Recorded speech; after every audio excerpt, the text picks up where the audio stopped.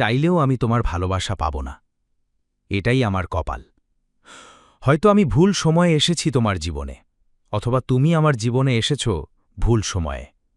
হয়তো আমরা একে অপরকে ভালোবাসতে জানতাম, কিন্তু ভালোবাসাকে ধরে রাখার সাহস আমাদের ছিল না। তুমি জানো, আমি চেষ্টা করেছিলাম প্রতিদিন তোমাকে হাসানোর, তোমার কষ্ট কমানোর, তোমাকে বোঝার। কিন্তু ভালোবাসা শুধু চেষ্টা দিয়ে বাঁচে না। ভালোবাসা বাঁচে অনুভূতিতে, বিশ্বাসে এবং একে অপরের হাতে হাত রেখে সামনে এগিয়ে যাবার প্রতিশ্রুতিতে।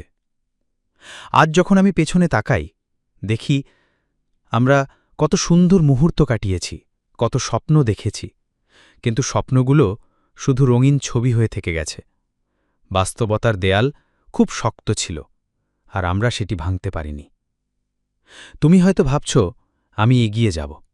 হ্যাঁ, যাব, কিন্তু ভেতরে ভেতরে আমি জানি আমার হৃদয়ের এক কোণে তুমি চিরকাল থাকবে।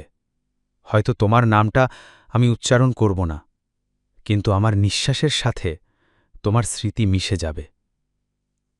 কখনো কখনো আমি নিজেকে প্রশ্ন করি, আমার দোষ কোথায় ছিল?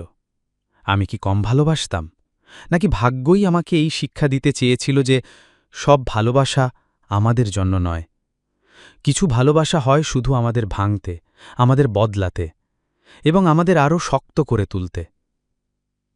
তুমি চলে গেছ, আমি থেকেছি, কিন্তু এই থাকার মধ্যে আর কোনো পূর্ণতা নেই, শুধু শূন্যতা, কিছু অপূর্ণ স্বপ্ন আর কিছু না বলা কথা।